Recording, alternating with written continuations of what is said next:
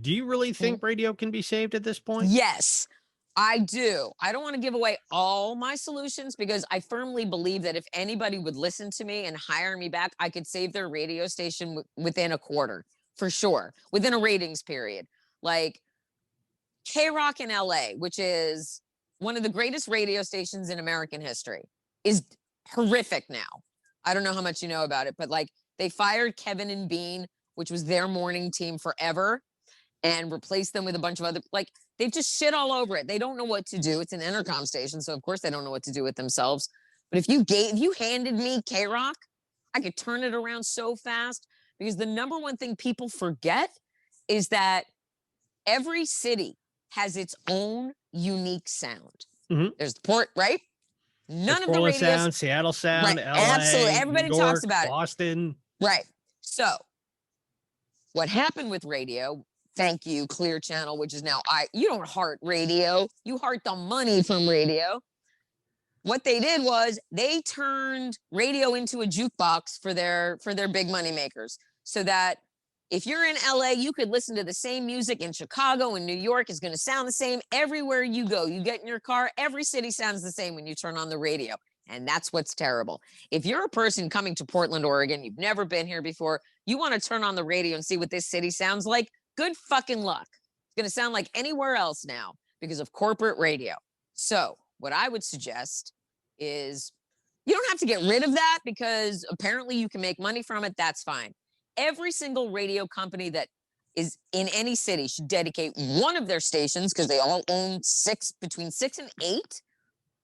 Dedicate one of them to being hyper localized, because your local community is not being served at all. You can play local commercials on your, on your national jukebox that plays the same 20 hits over and over again. That's not the same thing as playing local bands.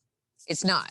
And one of the greatest things that 94.7 did, and I don't know if they do it anymore because I can't be bothered to listen, we had a whole Get Local thing that the late, great Jamie Cooley put together, where we focused so much on local bands, and we put on shows for local bands, and we got local bands to open for national touring bands. We did a lot of things to boost the Portland sound, and we were instrumental in helping launch a lot of local bands into the stratosphere, like the Decemberists, like the Shins, like Modest Mouse, like,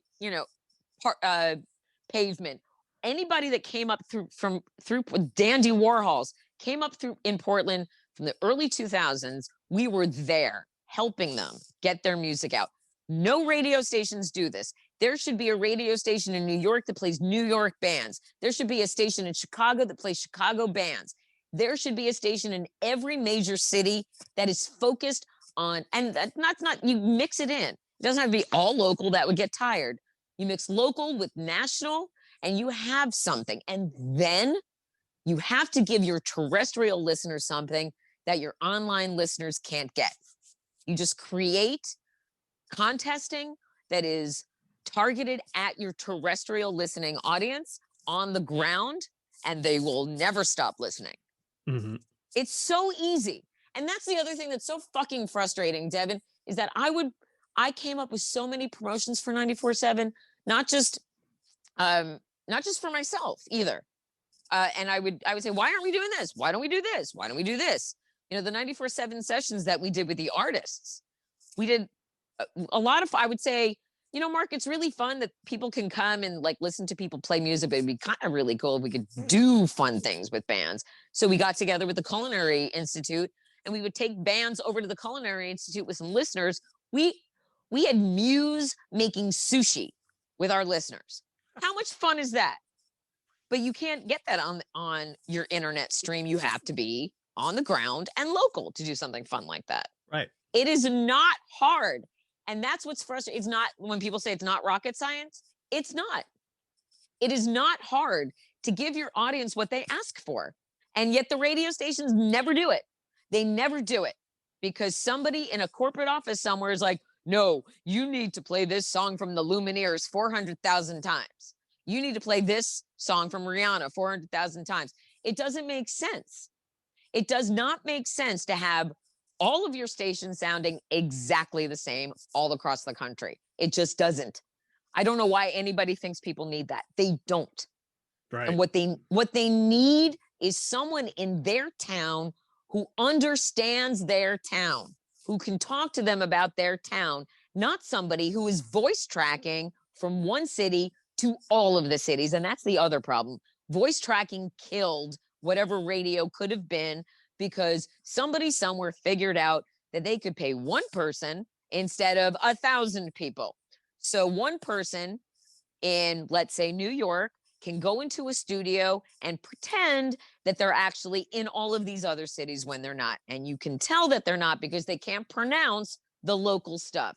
And I was listening, I don't remember which of the stations it was in Portland, but they said Willamette and they said couch for cooch. And you can tell. And that's when you have someone who is not authentic, going back to the authenticity.